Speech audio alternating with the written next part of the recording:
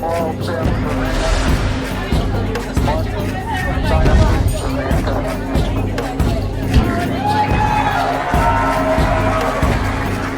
Let's go. Good evening, everyone, and welcome to the UnFuckIt discussion. It is March. It's the end of March. We're at like spring equinox tonight. In what's the countdown? I don't know how. Do we have an exact time when it becomes equinox? I'll leave that with our 2 resident. minutes to 4 in Edmonton. 2 minutes before I'm when at in 6 Edmonton? o'clock right 2 now. minutes It's to 58 4. 2 minutes to 4 in Edmonton. In the morning? No, an hour from now. Okay. It's an hour away. Danny, it's in 58 minutes. So 2 minutes before the next hour in whatever time zone anybody's in. Well, there you go. We're going to be live here for spring equinox, raising its hopefully cheerful head, because fuck winter. I'm so fucking done of winter. Yes. We've been already going off in here in the chat for the better part of 45 minutes, all over the place. Technology sucks. Technology is a disaster at the moment. And if you own some technology, I'm probably not telling you anything new that you haven't already figured out for yourself. I have not seen as many computers die in 1 week as I've seen in the last week. And it doesn't matter where you are in the world. It's just like apparently computers are just randomly just dying. Like just dying. And cars and cell phones and tablets and I don't know, websites and I don't even know what to tell you guys. Like it's we all joke seriously, kind of sort of, about Mercury in retrograde, except that holy fuck, like this Mercury in retrograde is like taking everything. Now I've got Gaia's garden is up, down, maybe, not sure. We had a problem there, and John and I were working on it right up until an hour ago, actually, when I was like, okay, look, I have to get out of my pajamas and actually at least wash my face before we go live. I don't know what to tell you guys. This last little bit has just been fucking crazy. I personally am ready to throw my hat in the ring and just be like I'm done. I'm just fucking, that's it. I'm done. Just fucking can't do this reality anymore. This technology shit. Everything that's going on in the world right now is just so fucking epically insane. Call the mothership, tell them to come take me away, because I'm kind of really done with this whole shit. There was some interesting shit. So the first thing I want to talk about is today we had a pretty, all things considered, pretty good sized solar flare for, like, when you're in solar minimum, when everyone goes, ooh, solar flare, and it was a C class, so we're not even talking like major. Well, were we or not? Because that's the question. This solar flare is really, really unusual, and it is still flaring. So usually when we see a solar flare, it goes up. You've seen the lines. I've shown you guys the graphs 1,000 times. It goes up, it goes down. And maybe you'll get a couple of little ripple ones, almost kind of like when you watch an earthquake graph, right? It goes up, it goes down, and then you might get a couple of aftershocks. Right now it's gone up, it peaked, and it's still up here doing this. It hasn't come down yet. We don't have any coronal holes facing us. There's a polar holes on the sun that are relatively small, but they're right north and south pole. And there's one tiny little crack in the middle. The unusual bit is this solar flare that we had. Maybe I'll pull it up for you guys so you can see it. Give me a second. I've got so many damn windows open. It's like try and find what I've got here. Share screen, share screen. No, not that screen. This screen, this screen. Okay, so we're on TSIS. This is the Russian solar site. So as I said, just before 7 o'clock this morning, it went up. We started flaring at just under a C class, and it spiked. But you can see it hasn't come down yet. And this is unusual. This is the normal type patterns that you see on this with the solar stuff. Up and down, up and down, up and down. It hasn't come down yet. Now, the interesting, you can see here, same type of thing. Here, this is in solar ham. We're just looking at the X-ray flux on GOES. Okay? Up and down, but it hasn't come down yet. This spot, this one right here, which blew off the solar flare, is so tiny. It is minuscule. It is ridiculously tiny. It has got a mass area of 20. That's basically a pinprick. And it's a beta class flare. It's not magnetically complex. It's a beta class. So for a beta class to be doing this kind of stuff, it's really, really unusual. Really unusual. There is a CME incoming. Pull this down. They're saying on solar ham it'll be we're going to get just minorly hit, but it's a pretty on here. If you look here, you can see there's the sun is your center point. This little yellow dot here is Earth. So you see the CME comes out and it does hit Earth pretty well dead on. I haven't got a note yet of what the speed is. I have to go look it up because, like I said, I just discovered this myself, like when I came online here. So I don't know what speed it's coming at, or like how many days or whatever. But considering that this is still this active, this is really, really unusual. Now, geomagnetically, we've been pretty calm, really, really quite calm. And I don't have it pulled up right now. I'm sorry, guys. My computer crashed, so I lost all of the. I had a pile of links to share with everyone, but they're not there anymore. I was looking at the magnetosphere today, earlier, just about 2 hours ago, and after the initial blast, we saw huge activity between 5 o'clock in the morning UTC and 11 o'clock in the morning, and it was just hit after hit after hit after hit. The magnetosphere was completely all over the place. Everything calmed down. Then after 1 o'clock, we saw where the magnetopause, which is the red piece that we see, the bow shock, was extremely dense. And those particle was the red particle color that we see that measures the density. The entire Earth was completely surrounded. Completely surrounded. So a KP right now, we're sitting at a 1. We've hovered between a 1 and a 2 all day. So nothing unusual at all. I don't know. It's really, really strange. So this is the thing. When we talk about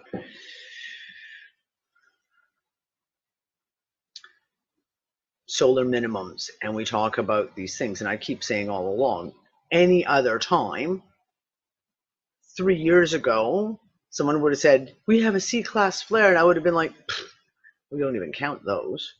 Like, seriously, you wouldn't even go looking at it. It's a C-class flare. It's so little, it's so minuscule. But everything's changed now because our magnetic field is so much weaker at the moment that these little flares can now have a much, much bigger effect on the planet. So there was a couple of really other interesting articles. I want to pull this one up here. Give me a second here. Keeping in mind that it is, hold on, sharing the screen. There we go. This is Science Alert, which is a rag. This is a propaganda rag. I do follow the long terms because that's the best way to know what kind of propaganda they're going to be putting out there is to follow websites like Science Alert, right? This is interesting though. I've already read, before they put this out, I'd already got a hold of the study and read it. So the crazy new experiment shows human brains can detect the Earth's magnetic field. Well, duh.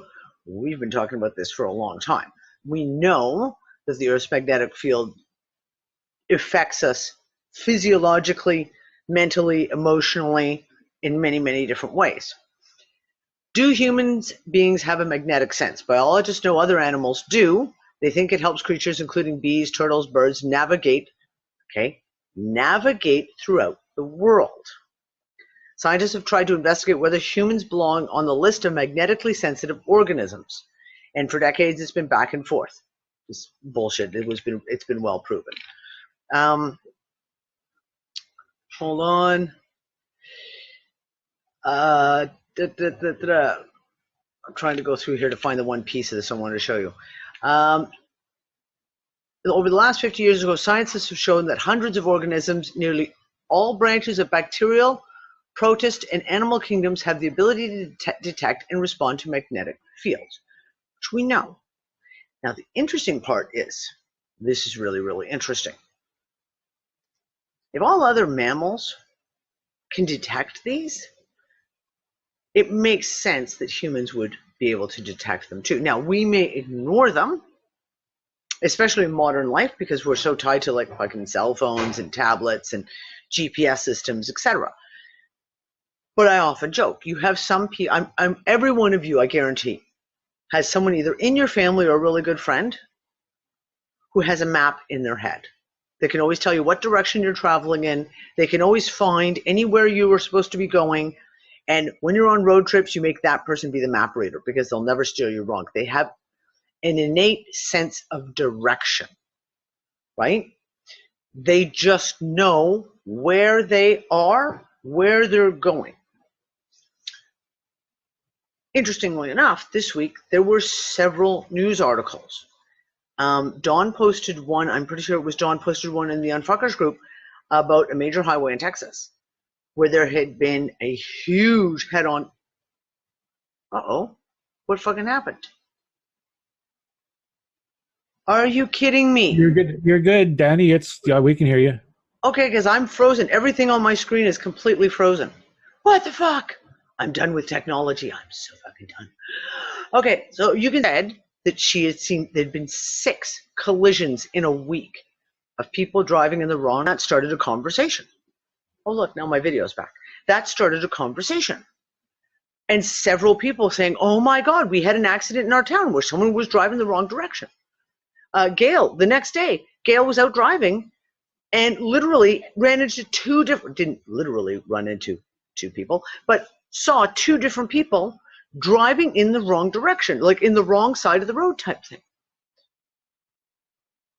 And then you go, well, if you're someone who sort of tends to rely on that sense of direction, even if it's an unconscious way that we do these things, and then all of a sudden the magnetics of the planet are doing this fucking shit, is that what we're seeing play out?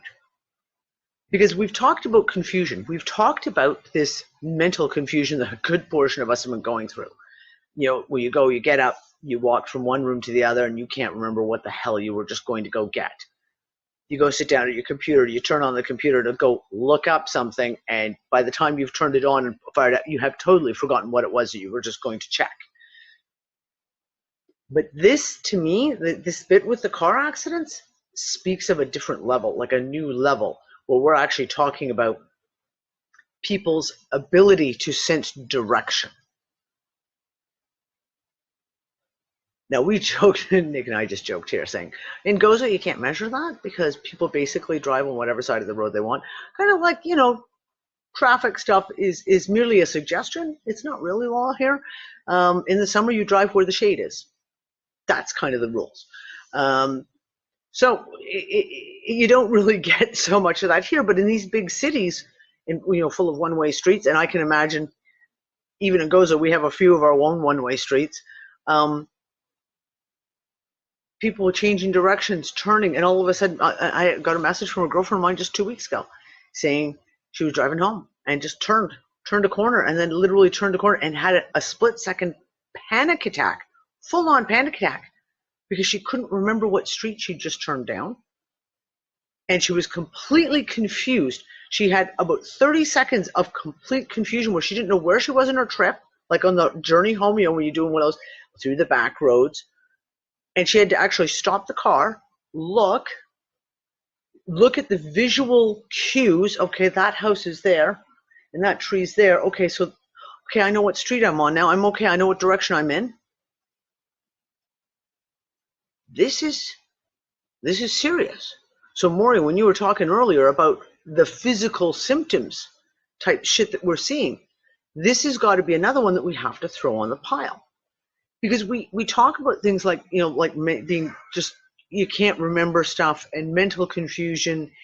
And for some of us, have completely lost the ability to type, apparently. And apparently sometimes even to speak English. I have issues sometimes.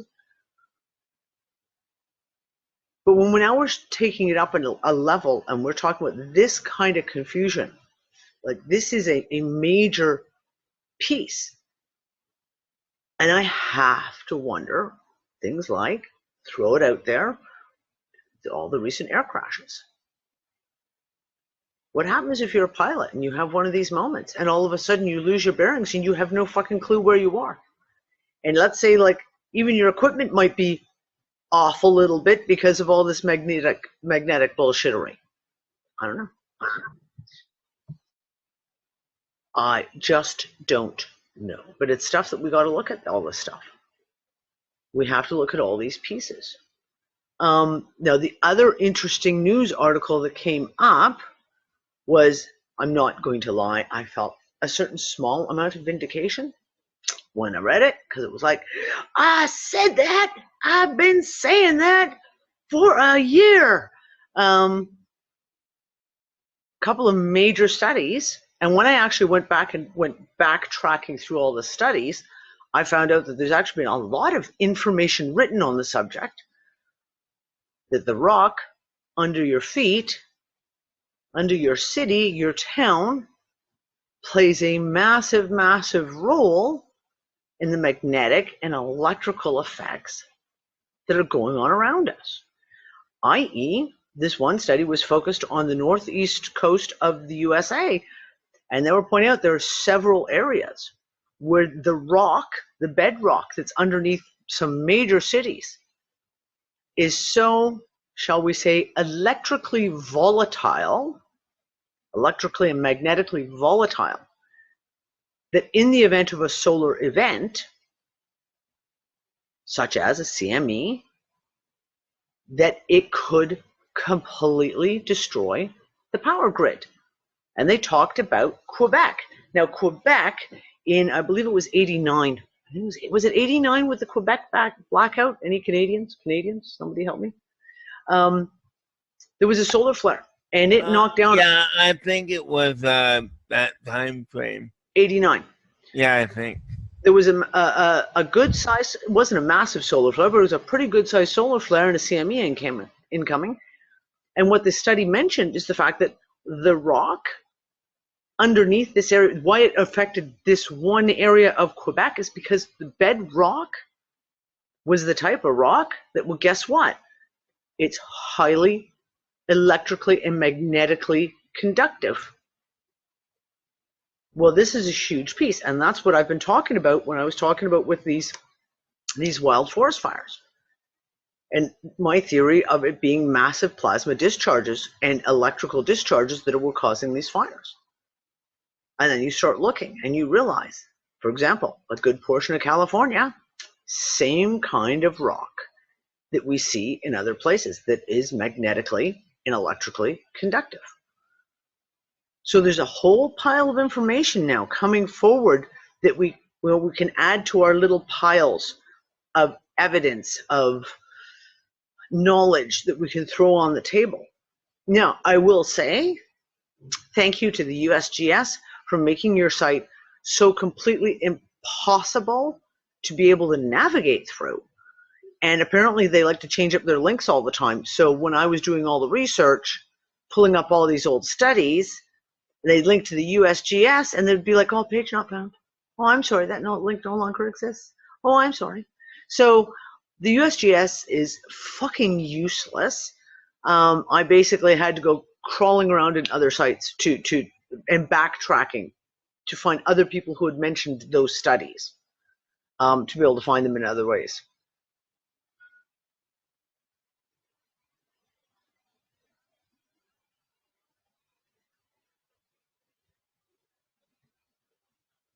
Jules, good question. Okay, Jules just said right now, it is affecting direction, thought, ability to communicate, and our sense of where we are, ability to navigate. For some, this is a really positive and creative time. Others, mass confusion and fog with it on Mercury. Mercury, fucking retrograde. I think they use it to release questionable legislation and mass destruction. Distraction, not destruction. Destruction too, but distraction. I just can't read because, like I said, I'm brain dead. This is it. And we're going to get into this Saturday morning. We're doing Astrology 2.0, and we'll have Amina and Megan and Jules with us, and we're going to be going into all kinds of fun stuff, and no doubt we're going to be getting into a lot of this discussion too. Sunday morning. Saturday morning. Danny, I couldn't even say New Zealand all weekend. Like, I couldn't come up with the word. I knew I wanted to say it, but I couldn't say it for some reason. Oh, dude, listen, I have got to the point, if I had autocorrect, which I don't, I'm sure I would have been typing the most hysterical sentences on the planet. My brain has been typing out completely different words, or my fingers are typing out completely different words than what I'm saying in my head. And it's been just crazy, crazy. It's like every sentence I type, it's like 3 words, backspace, backspace, backspace, retype it again, oh, backspace, backspace, okay, retype it again, 4 more words, backspace, backspace. If I was on an old school typewriter at the moment, you would be golden, right? Like absolutely golden. What, really? Yes, I'd be fucked. I mean, I catch myself like for like half a year now, like the same thing you just described, but also I notice the quality of what people write on the internet. Like a few years back, you would have made fun or puns about a misspelling and shit like that, and people were careful what they were writing. They read after before they post what they were writing, so they don't have to after go in and edit shit like that. But yeah, it's a menace lately. Oh, it's epic. It's epic. Now, I mean, for me, I'm dyslexic, right? So everyone in Unfuckers group will know that I cannot type ing, as in camping, fishing, swimming. I always type IGN. And and I used to be meticulous at going back and correcting them, but now I just figure all you Unfuckers are used to me typing that way that you'll forgive me. So forgive me, please. But it's like I said, it's those kind of discrepancies I'm talking about. Like the discrepancies are catapulting now, where it's like, and I've talked to a pile of people. I talked to Anne the other day, couldn't even speak English, and that's terrible. And I felt the same way. I was trying to put sentences together, and I was trying to come up with a word, and it was kind of like Earl was saying with New Zealand. I can't even remember what word it was, and I sat there going, the thing, fuck. And it wasn't like I was trying to say heliobiology. I was like, it was a simple fucking word. I was like, that place where the Lord of the Rings was filmed? Yeah, that. The place where the hobbits live. 2 words. First word, sounds like. First words, sounds like. The Shire? The Shire. Words. Isn't You're funny, that where the boss. hobbits That was live? funny. Very clever. You get points. You get points. I'm telling you. Yeah. I don't know. Like, this has just been fucking crazy. And the political shit. Like, everyone's going on and on and on about the whole New Zealand false flag, because it was a false flag, right? I just don't fucking care.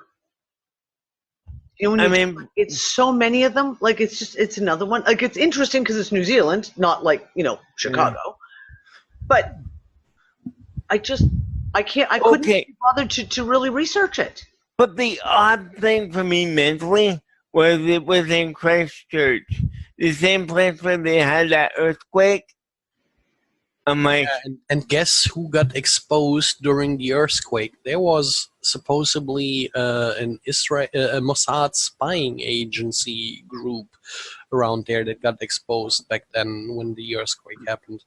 But anyway, what I'm trying to say is, isn't it weird that there was this absolute, I mean, over here they are hyping it like, my God, this was the absolute Nazi that did this shit and stuff.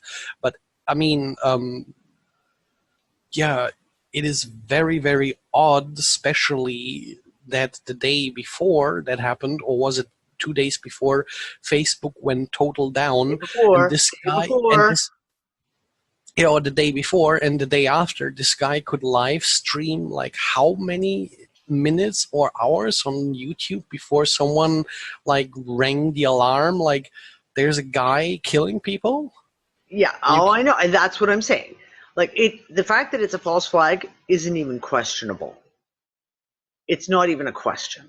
It's played out like every major false flag that's already been identified, to the point of the commentary, the political commentary, the media coverage. And yeah, the big one, isn't it funny how I've had friends who live streamed to their other, you know, like to their family members, and they're sitting on the couch in the background and they're breastfeeding a baby, had their live stream taken down within 3 fucking minutes, because God forbid you might have seen a bit of boob. Holy shit. But some guy was able to live stream on fucking Facebook and YouTube for shit ton of time, and nothing was done, nothing was said, it wasn't pulled. Like, no. Yes, Maury, my darling. Yeah, Danny, I got an observation. It's the way I tend to look at this whole vast amount of craziness that we see played out, including the New Zealand thing, especially the New Zealand thing, because it's the most recent that I'm aware of. They're playing to the masses of people who are not critical. That stuff is for them to keep the game rolling the way it always has been, and to suck in as many of us who are kind of looking at it skeptically from the get-go as they can to engage us in their game. And I think, honest to God, I think they're playing mostly to the masses and whoever they can entrap of the alternative media who wants to play in the game from that angle. And if we do, then they in a way they've succeeded in their goal. And what we need to do, and I know you know this, and I know we all kind of know this, but I want to say it out loud. The wisest thing we can do is to see it, recognize that the rest of the world is engaged in it, and not get emotionally involved too much. You know, you can't say don't get emotional, because we're human beings and we see it and we know everybody else is involved in it. So just in that, we're engaged somewhat. But to do our damnedest not to get sucked in too terribly far to it, because in my view, it's another trap. It is. I think you're absolutely right, Maury. And that's one of my things is, you know me, when I did Transpicuous News twice a week, 4 years, I covered every one of these false flag events. And I would spend hours tearing them apart and finding all the little pieces, and I do a full report on them and show you fucking shell casings and fucking spray patterns and all the rest of it. I haven't done that in 2 years because that's just it. It was like I was spending so much of my time and energy on it. It was like, I'm not doing this anymore. I'm not spending, and I'm not going to allow myself to participate. Look how many people have actually handed their guns over because of this. It's crazy. Which it reminded me of before World War II, when the Nazis were like, you know, having people hand in their guns and their gold and their, you know. And what I find odd and funny is this is the first time I've ever seen where they actually are now masking the guy's face. I've never seen anyone do that before. It's so crazy. Oh yeah, Earl, you're so right. Over here, it is like on the news, we are searching for those people, 2 faces that are blurred out. That's the news. That's great. Yeah. Hey, Danny. Danny, if there was a comment in the chat from iPhone, which I assume is Ben. I hope that's who it is. Anyway, division through compassion. That's how they get some of us. Oh, absolutely.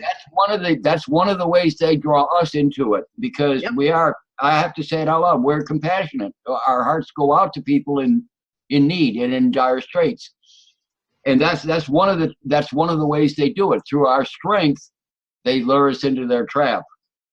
That's only one. We have intellectual curiosity too. That's another way that they get us. Of course. And it goes. But they got a whole list of things. But that was a good point, and I just wanted to bring it out in loud. But Maury, you see, with the intellectual curiosity, they kind of like fucked over the New Zealand people, because they made it now a law instantly that you get 10 years for having the video of the shooter, or 14 years in jail for spreading the video. And I mean, I don't want to sound disrespectful, but fucking child rapists become less of a penalty, right? Like even murderers get sometimes less of a penalty. Cardinal Pell got 6 years for repeated child rape. 6 years. Yet if you have a copy of that video of the shooting in New Zealand, they're going to give you 10 years? Wait. Well, that's absolutely ridiculous. The point's valid, Bassy, that you make, but on the face of it, it's just it's insanity. Yeah. It's literal insanity played out on the mainstream. Yep.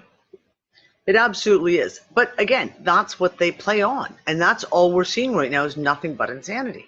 Now, Ben's comment about compassion, that is one of those things that we've seen. This tool has been used over and over, and they'll use any avenue of compassion they can come up with, except for, of course, I'm sorry to say, I don't mean to sound cruel, but the legitimate ones. Cecil the Lion. Everyone remember Cecil the Lion? Oh my God, it was a fucking circus. A lion was killed. Oh my God. The world erupted. Social media was in. Yep, I remember. Oh, fucking insanity. And I was like, what's wrong with you people? In Harambe, the gorilla. And the gorilla. Exactly. And it was a play. It was a play to get everyone emotionally involved, emotionally charged, and really, really fucking distracted. Fucking everyone was distracted over Cecil the goddamn fucking lion. And I love lions, but seriously, for months. Months. Okay? These are the tools. They love when they can get your heartstrings just a plucking. Just a plucking. One thing that I'd like to sort of try and chuck in here about the fact that New Zealand has just gone mainstream with this whole shooting thing. When you look at like the energetics of that place and the way that, you know, things have gone down historically, or, you know, potentially historically, from the Waitaha and the Patuparaihe, what they did in New Zealand, like in the aspects of creating a peaceful nation that potentially had peaceful rule, peaceful existence for like 1,000 years. So we're talking about minerals and the contents in the earth and stuff like that. Like New Zealand was quite a special place, I think, on the grand scheme of the world. Much the same as Australia is quite a special place. And that's not to negate anywhere else not being special. No, but I get you. There's certain aspects there. So I start to wonder whether when things like this go down, it actually plays on the energetics of the land, and therefore, like when we see people handing over their guns, like very, very obedient, it's like that's the actual energy of the earth coming through. And that's why I'm so glad you're here tonight, as being a resident. We have these ploys that are cast over these energies. You know, we've always talked about the layers and the veils. So let's say somewhere like New Zealand is peaceful. That's what it is. And then slaughters were carried out, you know, when the Māori first arrived, and that you know, caused a grievance, let's say, with the earth, and things went a bit pet, and so on and so forth.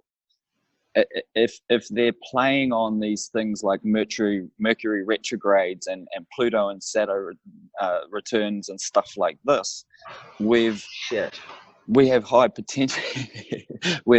Is that a Mercury in retrograde happening in the kitchen? Can you hear the wind in my house? Oh, is that the wind? That's the fucking wind. So, you know, these are the other potentials. So when we talk about like the physical side, there's all these metaphysical attributes that a lot of the time we kind of negate. It's very, very interesting. It's like here in Australia, you know, it's like there were wars when the colonialists got here, but at the same time, the Aborigines, much the same as a lot of the Pacific Islanders until Cook got up into like, you know, Hawaii and Fiji, where they were like, fuck this. Were very welcoming because they actually recognized the what would we call it? The people arriving not as these destroyers, but as potential ancestors returning. So the interaction at the beginning was very different than just, it wasn't like ships turning up and like, oh, war. Yeah. There's this whole kind of thing where they actually, even in Australia, like there were colonialists and stuff that worked with each other and stuff like that. So yeah, when these things happen, it's very interesting. Well, so here's my question to you, because what this came to me, of course, it was what would have been the middle of the night for you the other day, and I meant to message you the next morning. When they immediately started, gun laws immediately, right after this whole shooting thing, gun laws. And I mean, it was like, I'm sorry to sound horrible, but the blood hadn't even dried on the floor when they were passing gun laws. Seriously. And I was the there blood? first, yeah, well, we do know, we have an unfucker who knows people who were killed. Oh, I know people were killed. So that's, this is what I'm saying. A false flag. Remind everyone, a false flag does not mean that people are not killed. This is one of those pieces the alternative media is really fucking people on, because they love to push this whole thing. Oh, it didn't actually happen. And it's a discredit. It discredits anyone who follows along, because when the truth comes out or pieces come out later on, it's like, well, you're one of those idiots who said that didn't even fucking happen, right? Anyway, I digress. The gun laws, one of the first things that came to my head, Ben, do you remember the conversation we had probably about a year and a half ago about all the treaties? And you were talking to the guy who had copies of the treaties that showed that all the gold was being held by New Zealand. Yeah. And I sat there and was like, okay, whoa. We have reportedly, supposedly, maybe, all the rich people buying bunkers and shipping them down to New Zealand and making runaway places in New Zealand. We have New Zealand being the holders of all this fucking gold. And now we're going to take away all the guns of all the locals. Yeah. There seems like can you find the direct connection between all these three? Because that to me goes, well, there's a lot more going on here than just. How old's the queen? How old's the queen? Now? Yeah, how old? Like 93, 90 billion? I don't know. See, well, like if she's coming up into her, well into her 90s. Let's say she's 93. When you look at leases, of titles, 100 years. You got 99. 99. Yes, sorry, 99 years. Yeah, 99. You're right. There's potentials, but see, then when we start talking about this stuff, this is where we've got to start throwing in. What's his name? The guy that brought forward the fact that, like, the attribute that New Zealand is everything east of the east coast and west of the west coast, and then the TTP stuff that was getting signed in New Zealand, which is like, why the fuck is that getting signed in New Zealand? His name starts with an H. His last name starts with an H. Oh my God! I want to say Hannigan, but it's not. It's not. No, not Hannigan. So you've got all these. It's gonna make me nuts. Yeah, the time. Somebody yell the name. Outside of time in the place that's not a place, right? Yeah. So when you start looking, like, because when we start bringing those sorts of things in, it's very interesting because you sort of go New Zealand, like gun laws, you know, it's other countries are starting to act on the fact that New Zealand had this, and yet like Syria, you know, has been being bombed by the US, and Yemen has been, you know, it's like an individual action seems to take on so much more precedence and turmoil than whole governments acting on behalf of the individuals that, you know, of its country are just annihilating people. So yeah, but when you start getting into that energetics of stuff, like, you know, we know they do. Look at like, what's today? Yeah. This happened what on what day is it today? When did this happen? Was it Friday? Something like that. Friday in New Zealand. I don't remember Thursday, what day. Thursday in New Zealand. But regardless, like you start looking at it, it's like, okay, is that 4 days or is that 7 days before the 16th? Okay, so we're on. So 5 days ago, you've got them setting certain things up and things playing out, and things like retrogrades and all these kinds of things, you know. And we can't, like, we've also got to remember, once again, like we've got to put things into perspective. It's like we're now in the 21st century. So when they talk about, you know, war or things like that, does it have to be like two countries going at it, or two factions going at it, or are these, you know, these groups of alleged Russian hackers that are performing 24-hour-a-day trolling missions? Is that now war? You know, that's cyber war. But we sort of go, oh well, it's like, if we know that marketing and the media and all that kind of stuff is aimed at altering our perceptions of things, and these people and trolls and whatnot are using the same kind of algorithms, because they might not just be profiles, right? They could be companies, they could be businesses, they could be all these things doing advertising. Like, if they're using the same stuff, it gets quite deep into correlating what's transpiring now, like what we're doing with the cosmology and the astrology and things like that. It's trying to interpret it not as it was, but as it is, because that's the marker, right? We can't judge a war on World War One and its terms and the way it went down. But right now, we still have the US going in and taking over whole countries, which is exactly the same thing. Because they're the lead corporation. Hallett. Is it Gregory Hallett? Gregory Hallett.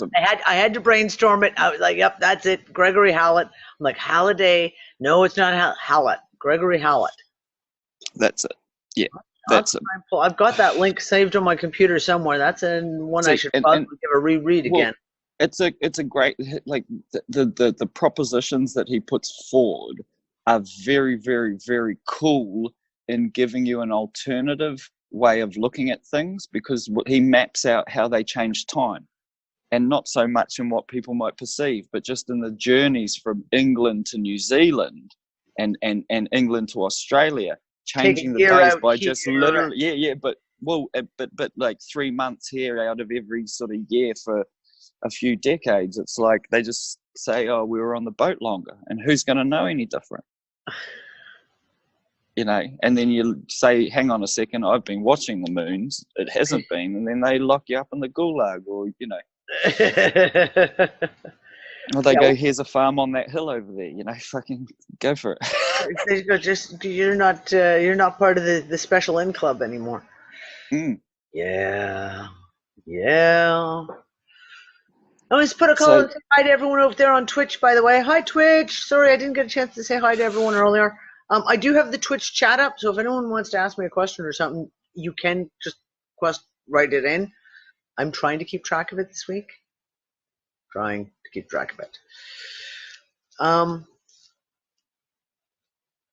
I don't know. This fucking insanity of everything at the moment is literally beyond. It I was, mean, I'm just seeing the craziness of like all the corruption scandals that there are, and I guess they've tried. To me, I feel like New Zealand they were trying to like have something big where it might take whatever off of the corruption scandal, but I don't think it really worked.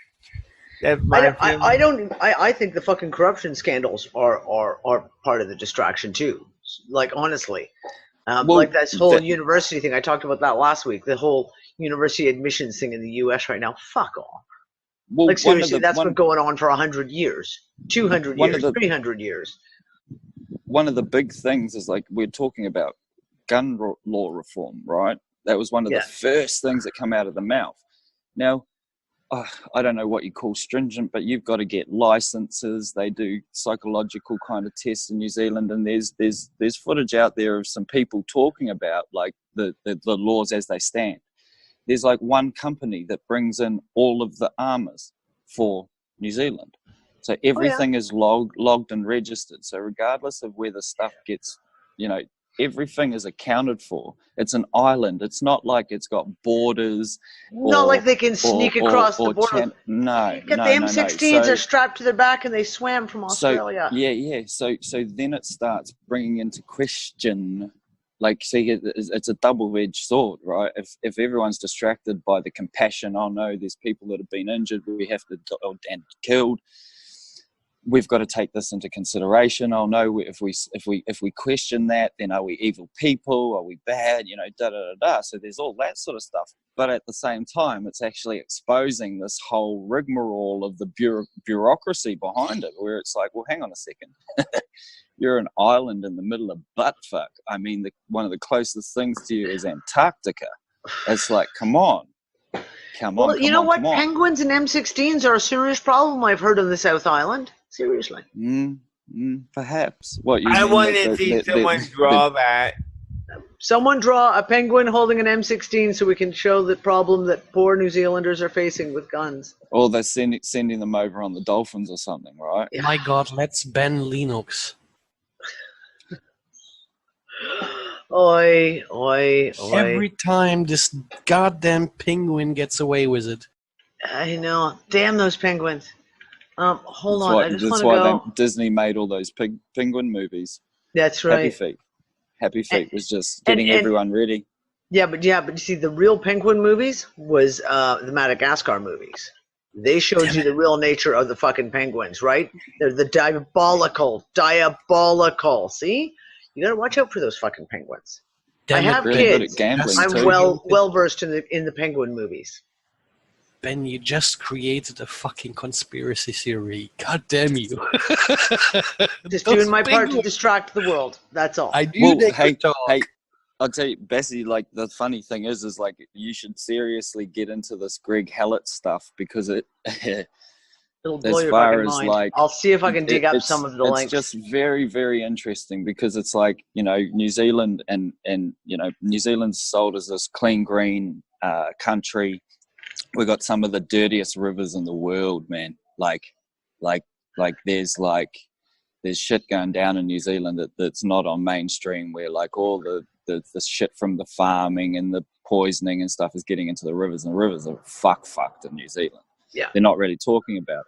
But he goes into how this whole clean green image and the whole no nuclear thing, that no nuke stance that New Zealand has, was actually played out essentially, because this is what we're talking about before the chat, by Mossad, right? Mossad. And Yeah, New Zealand's actually, we have them again. And New Zealand's actually a port for, let's say, nuclear arms being shipped around, because of course, why would you look for nuclear stuff?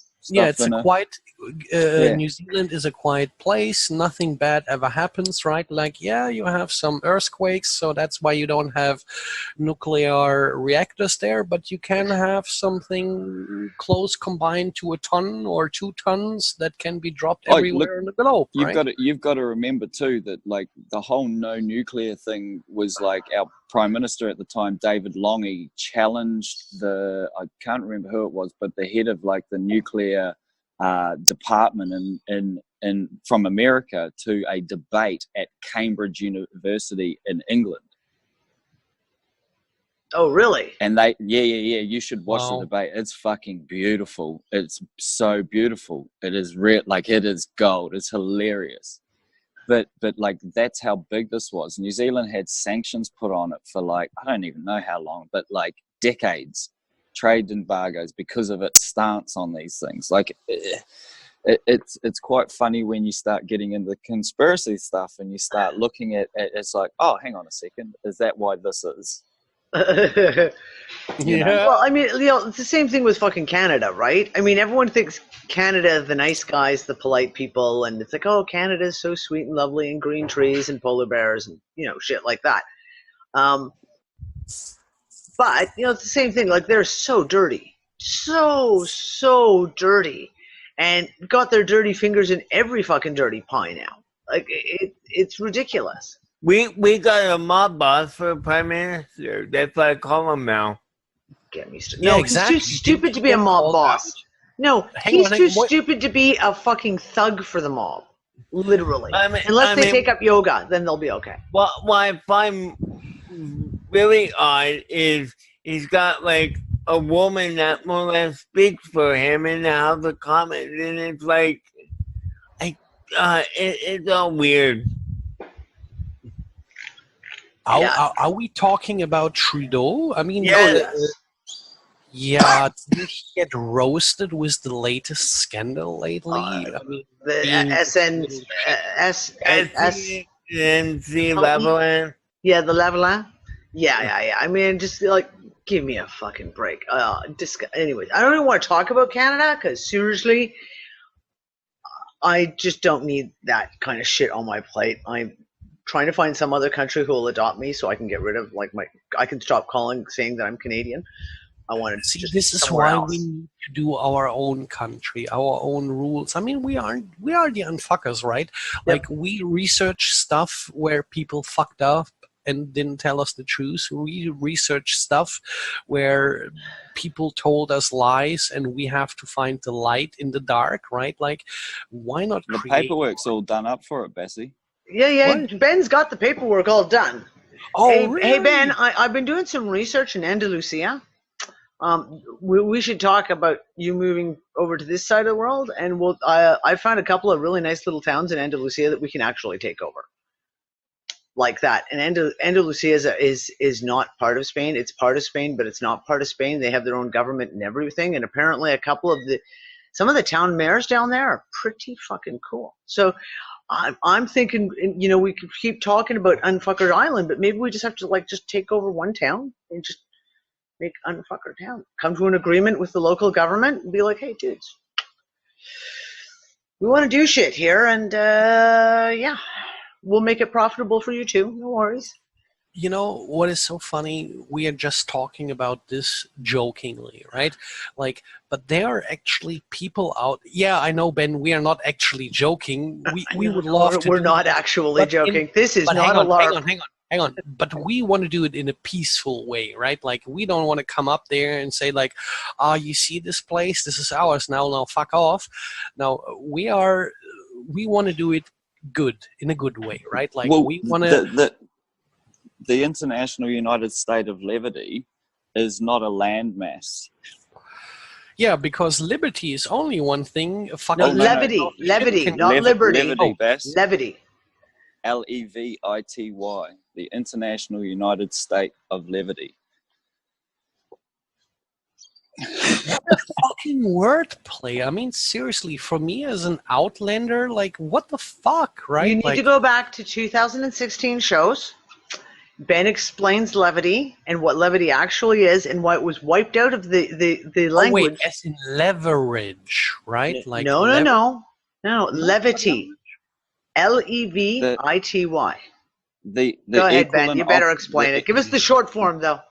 Yeah, the equal and opposite and potential creator of gravity.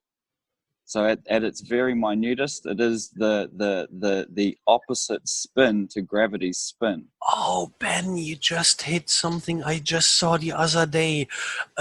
Remember the what is it called in English? That bug in Egypt that creates those big balls of poo and polishes it, like Oh, The that. dung beetle. Dung beetles. Yeah, that dung beetle had actually there was like sort of a documentary about it, like like those movies you watch about some subjects, yada yada yada.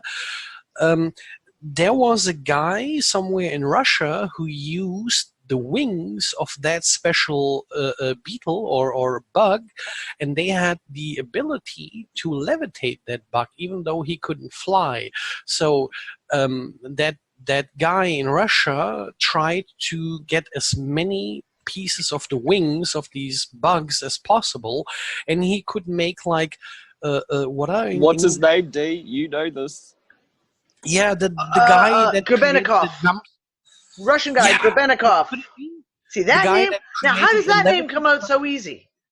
Because Because that's it's up Nick, to that's date. like Nick's favorite dude, remember? I know, He built exactly. the fucking... I have all the books Yeah, but- and everything. But think about it. They did research, and it turned out that the entire wings, if you put them under a nanomicroscope, looks like fucking pyramids put next to each other. No. It It Well, looks like there's like variances. there's variances. Yeah. Yeah, there are variances, but it They They're look wave like, formats.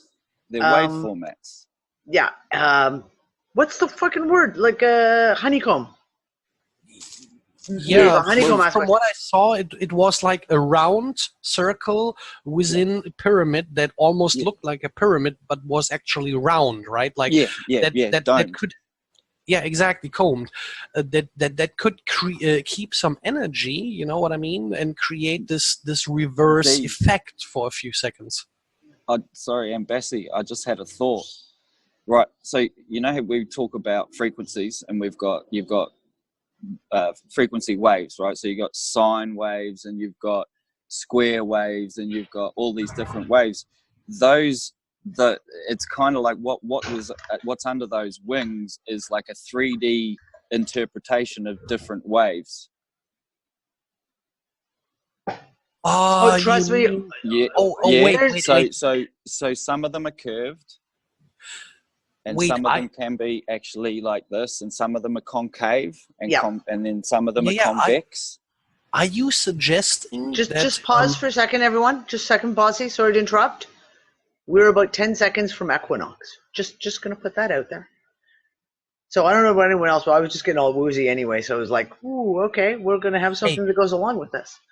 Before I forget this thought, are you implying that you have like I don't want to call it physical, like you have a sound wave, or you have a wave in general, like light or radiation that goes into waves, but now you're pushing in a physical barrier that has to mimic this wave, or can take other waves and mimic? Do you want me to Another call way. Nick? Or what it does is it harmonizes, so it neutralizes it, which is essentially what Exactly. the Balance. guy who on the thing was saying. So he Balance. could get up to some stupid kilometers an hour, but he felt like he was in a field where the fact that he was going so fast didn't affect him. UFOs, right? It's Am about I a right? field, exactly. Like it's not just a speed up, fly. There was. Yeah, well, it's a field effect. It's a that's field literally- effect that surrounds the whole thing. The whole and Leonida just said anti-gravity, not anti-gravity, levity. levity. See that this and the reason I say levity and that we use levity is, and that's LEVITY,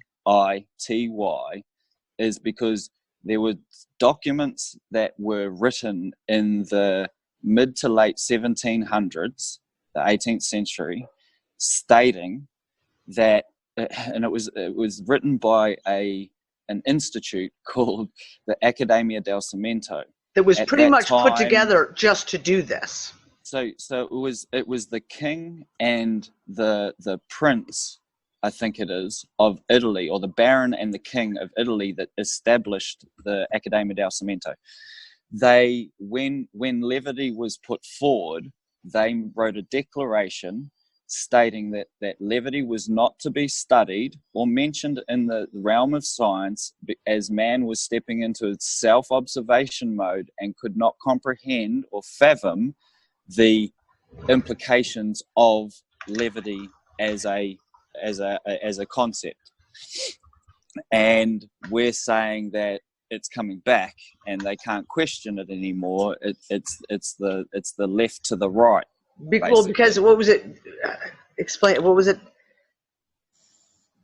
The difference between, at that time, people were in this stepping into their self-observation. Self-observation. That was it. I love that. That is like seriously interesting. And now we're stepping out of that. Yes, because we're seeing ourselves as part of the greater, not a singularity out of. Exactly. Time to bring levity back. We start noticing things. So in finding that, what we did was we went about, and instead of trying to look at claiming any type of land mass, it's a conscious state. Hey, Ben, hold on a second. You check out the link that Jane just posted in the chat. There is a website. It's a blog, WordPress site called Gravity and Levity. On Gravity and Levity. Welcome to Gravity and Levity, a blog devoted mostly to the conceptual discussion of the big ideas in physics. Well, I've never seen this before. So the Max Planck Institute has reestablished itself, or has established itself in Italy, and is studying things that the Accademia del Cimento kind of was doing. The thing with the Accademia del Cimento is that basically once this declaration was written, the two dudes that started it, the Baron and the King, became like fucking bishops in the church. So what we sort of were looking at is this transfer of like them, you know, the hierarchy or whatever you want to call it, studying things, working stuff out, and then absconding it and putting it in a place. So they banished it completely, never to be studied, and we've left with this thing, and this is what Dee and I have talked done by about the Vatican. Yeah. Which one am I not pronouncing right? Mercedes is saying cemento means concrete. So she was saying it's, and I'm saying I think he's just not. He's not. Well, it's CIMENTO. CIMENTO. I mean, it sounds a lot like cement. Sorry, let me get into the German tongue. Cement, like concrete, right? Yes, like, and that's what Mercedes was saying. She was you know, with an E, with an I, it makes it. Yeah, but there you go. So Sony just said it is the word for experiment in Italian. There you go. Exactly, but keep in mind that these words always have a relation across languages. You have like English, German, you have friends. If you think of it this way, did they not cement it? Well, they made a pronouncement and they cemented it. Well, but on that, the one public publication that this academia, this institute released, is actually what all the lab weights, measures, and everything like that. So our pound symbol and all these sorts of things that are used in science come from here. So they wrote the book on it. But you know, I mean, I don't want to mention Terence McKenna as not a gatekeeper, but he is sort of a gatekeeper in some way, right? But he had a few interesting points sometimes, that you have certain materials vaporize at this and this degrees that is literally fundamentalized into fucking chemistry, but then you have some weird occurrences that the stuff vaporizes a little bit later or a little bit earlier, and then they come up and tell, oh yeah, it's like probably the measurements are off and yada yada yada. But he suggested the idea that there are times when this stuff vaporizes faster, and there are times when this stuff vaporizes slower, right? Like, well, it's much like alchemy. You collect your dew at this time of dawn or this time of dusk. yeah, but quite... it still works. I mean, Ben, it still works. There are legends over here when people were cutting down trees for boats that waited till there was a special constellation with the moons and shit like that, because the wood got extra hard or extra soft for that special use. You know. Yep. And so and that's them knowing true spelling. That's them knowing how a plant feeds.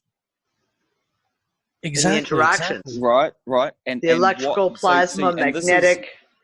This is why the astrological and cosmological stuff has just tweaked me so much, is because, like, I've got a book at home about the botany. So the northern hemispheres, they studied the plants from the way that the roots grow, to the way that the stalks twist and turn, to the way that the branches and the pistils and the flowers bloom and everything. And they marketed these to the planets.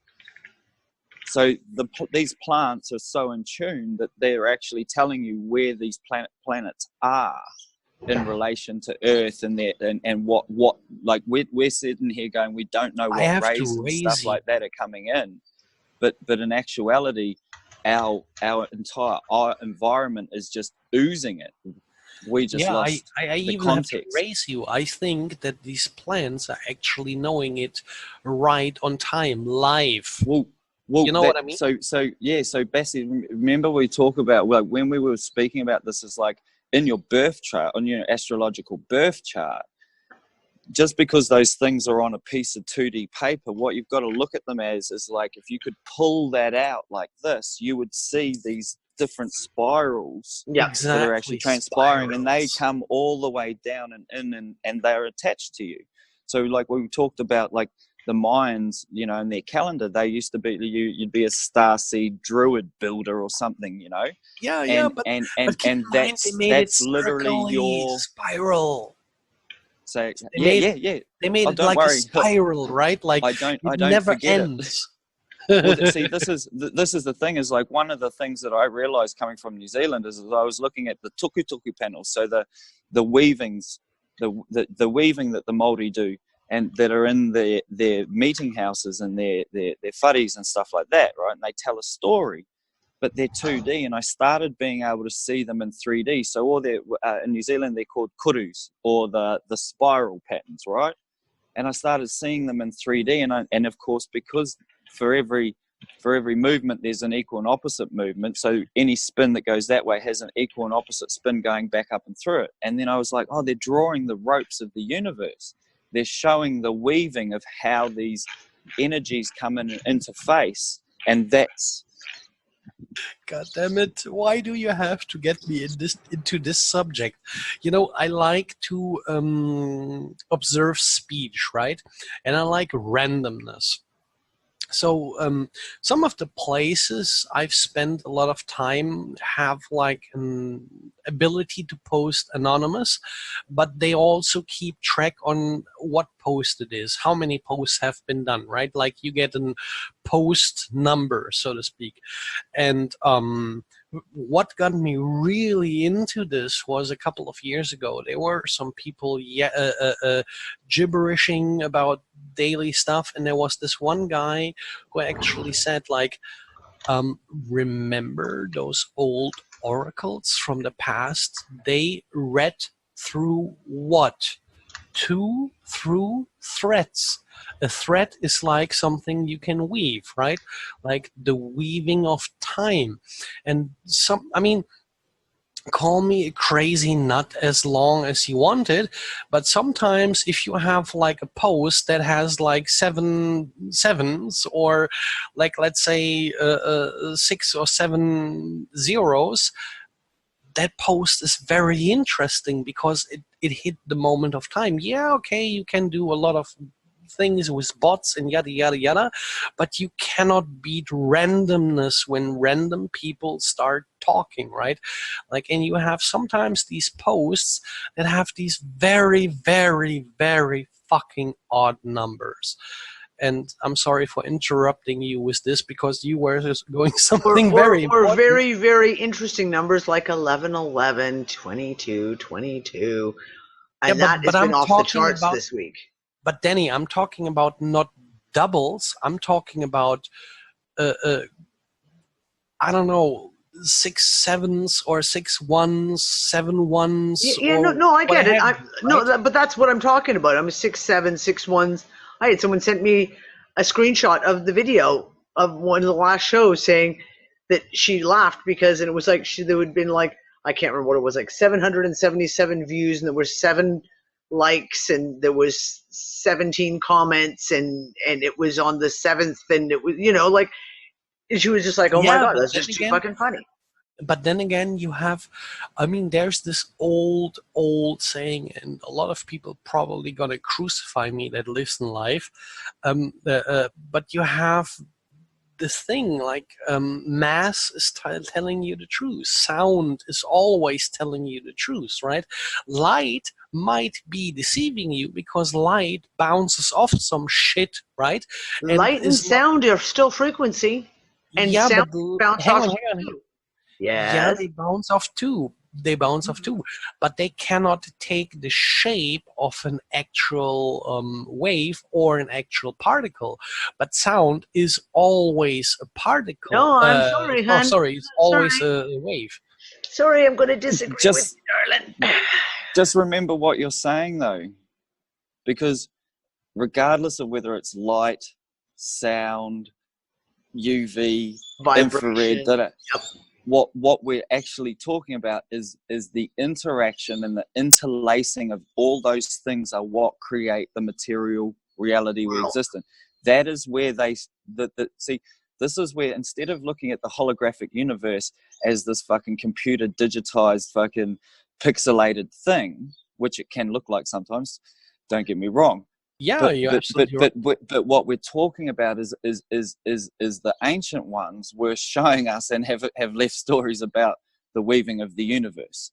The all these things are left, but it's like, how do you do a 3D? How do you do a 5D?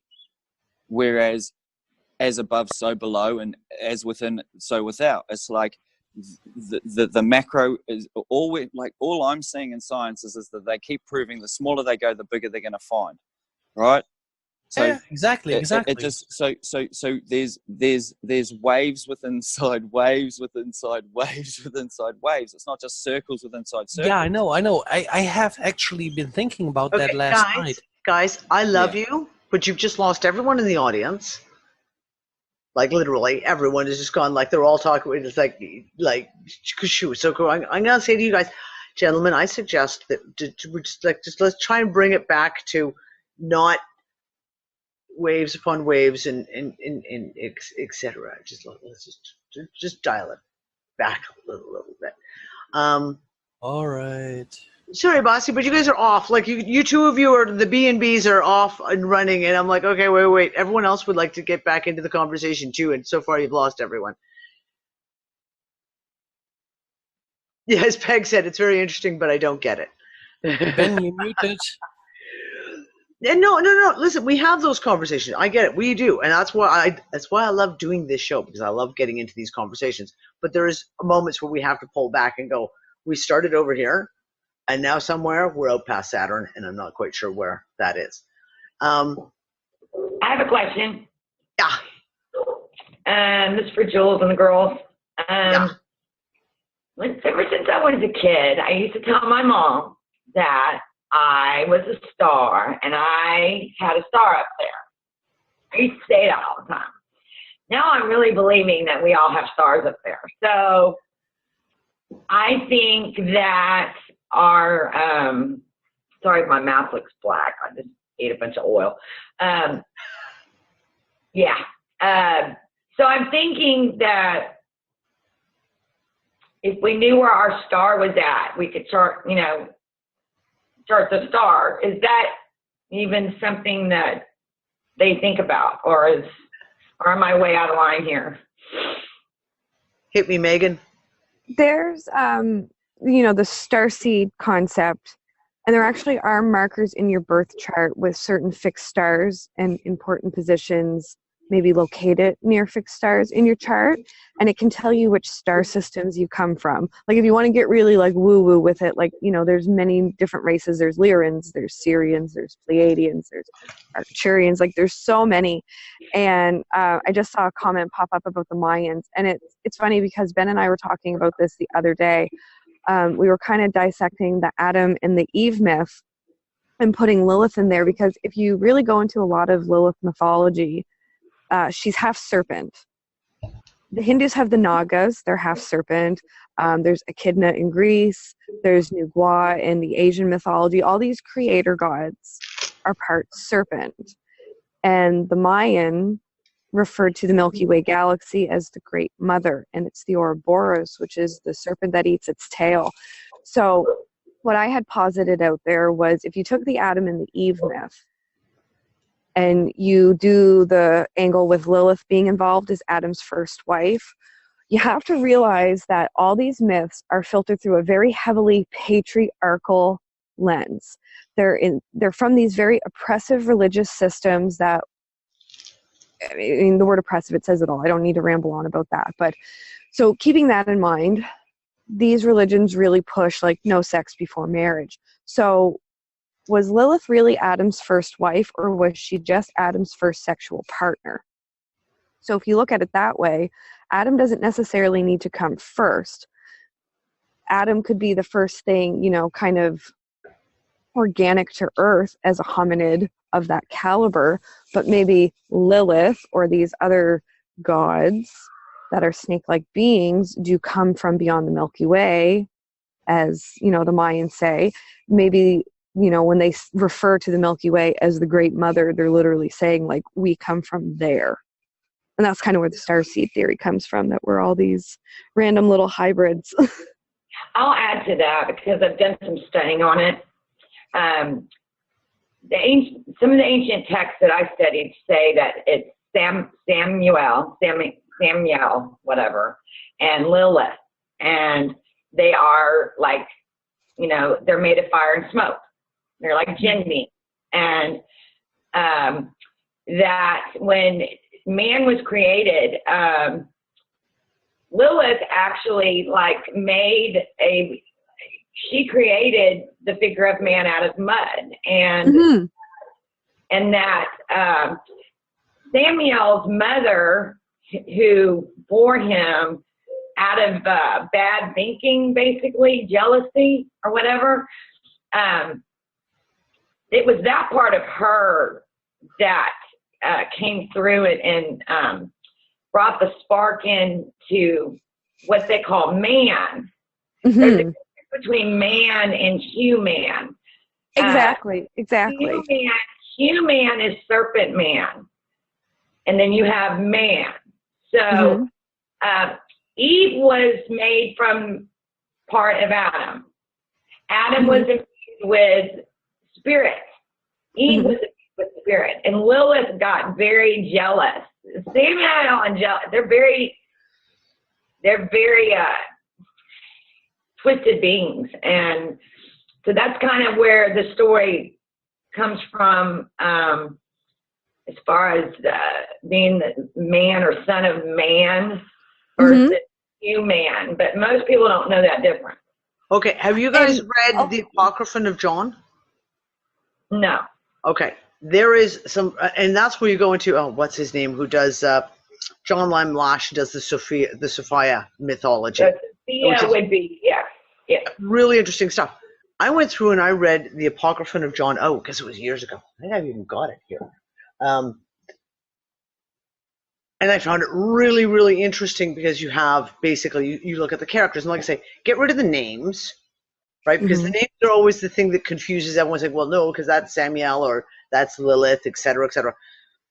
And they talk about these two god beings, male and a female, and how the female aspect wanted to create something. And she accidentally, kind of, sort of, created Yaldabaoth. And you have Yaldabaoth is this being of immense energy, immense power, etc. But he was not created properly because she didn't put it together properly, if you will. And she realizes her mistake and is like, oh, fuck. Yaldabaoth has set himself up as God. He sets himself up as this god being, and he is just really, I don't want to say, okay, I'm not going to say evil incarnate, but a completely compassionless, no energy, no emotional, no love, no nothing. And his mother tricks him because she has to take that spark out of him. And she convinces him that he needs to create man. And he creates man out of clay and dust and the dirt and the ground.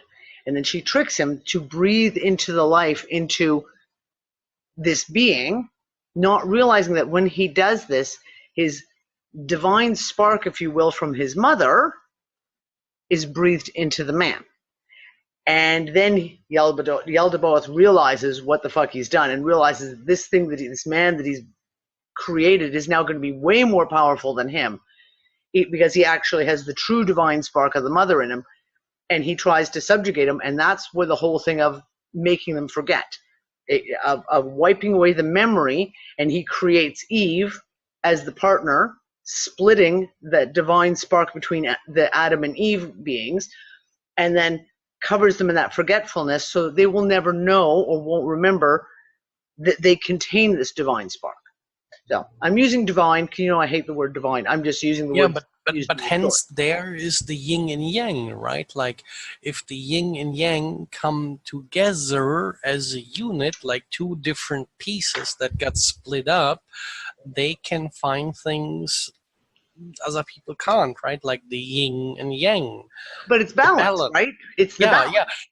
See, this is why I'm trolling people so hard about like having a flip of a coin, right? Like you always talk about up or down. You never talk about the balance. You never talk about the time that the coin hits the ground and it's on the third side, right? Like on the edge. Exactly. You never talk about that one fucking time out of a millions, right? Like the coin lands in balance and tells you like, fuck off. It's neither side. It's just fucking balance. Well, this is, Megan and I were having a chat earlier today when she was driving to work, which led to some really interesting typos as she was like dictating it into her phone at the time.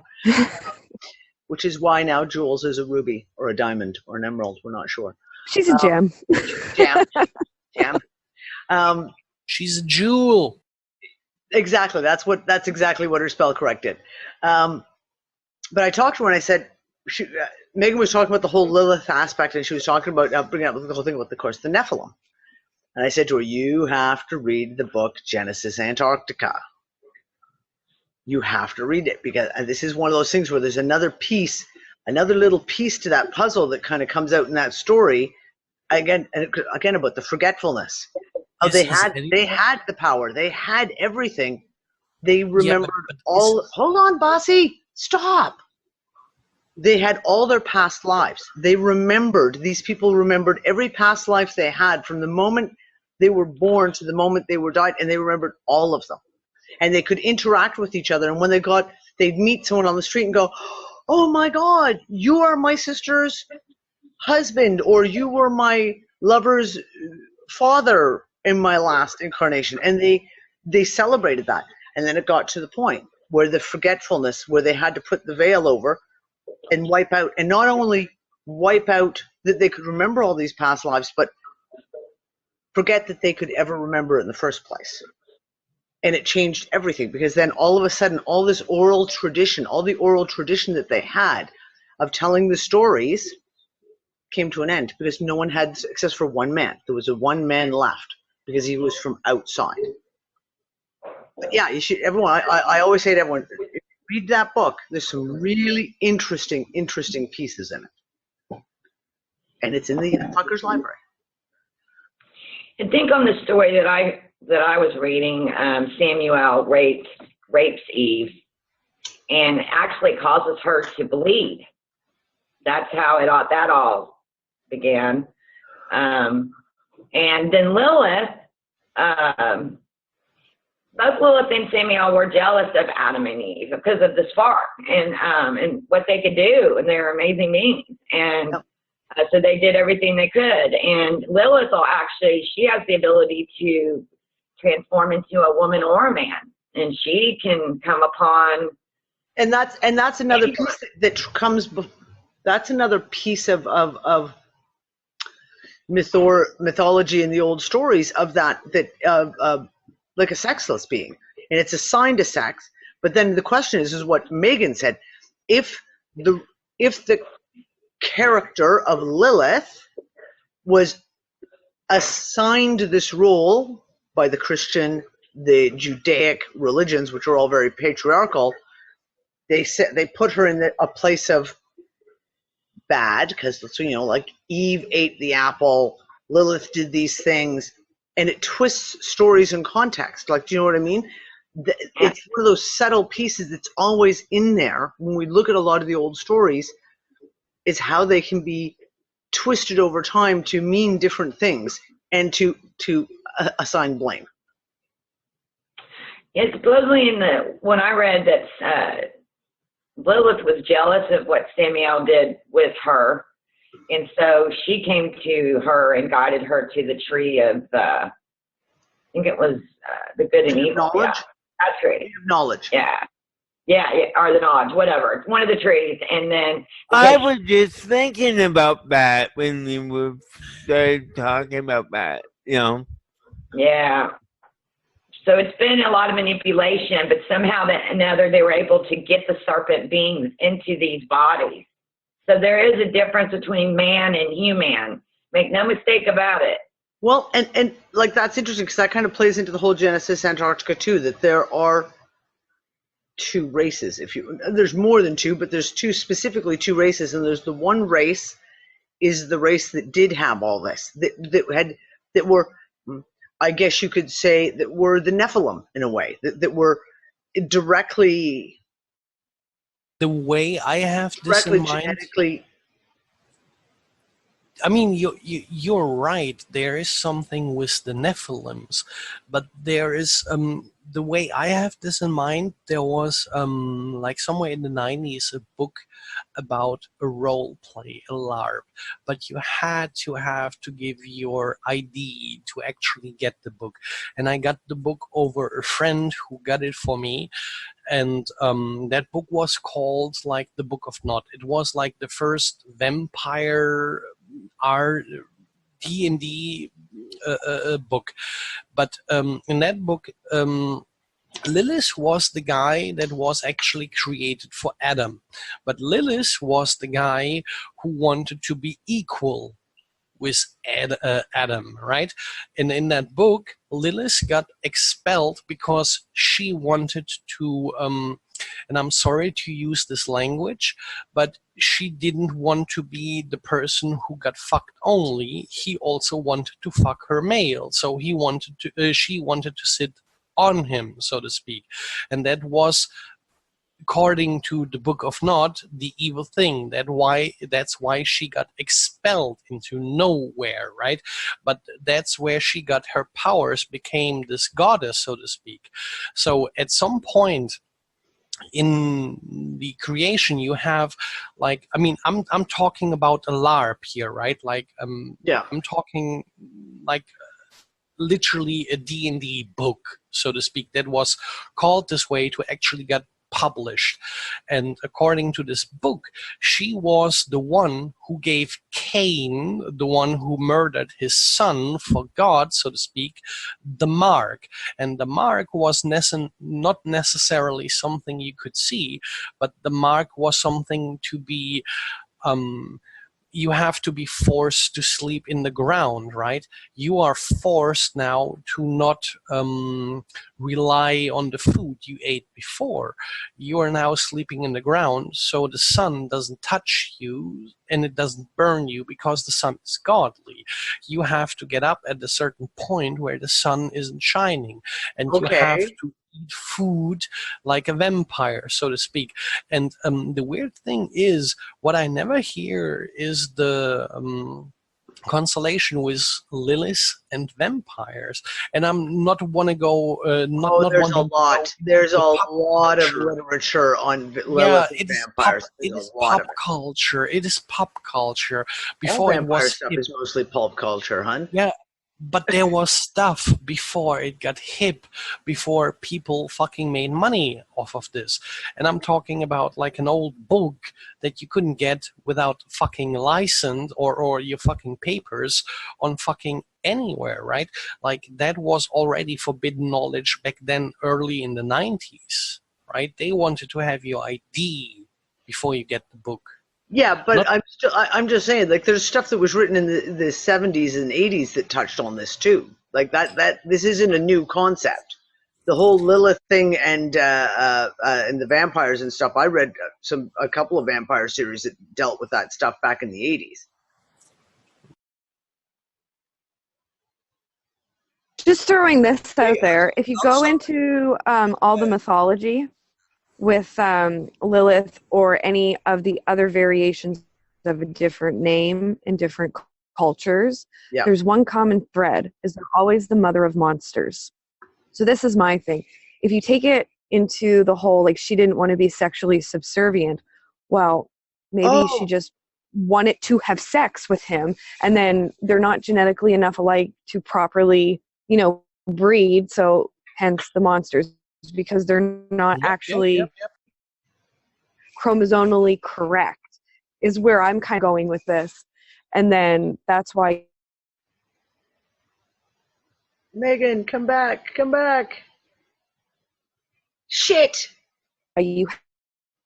Megan, we can't hear you. Have the mark of Casey is positive. No, I was gonna say I'm Rh negative. Is that where I cut out going on about blood, or is it way before that? Way before that. We've lost you for about 20 seconds. God damn it. If you look into like her being the mother of monsters and all of that, and then creating these offspring because she's not genetically the same as man, Adam, however you want to phrase it.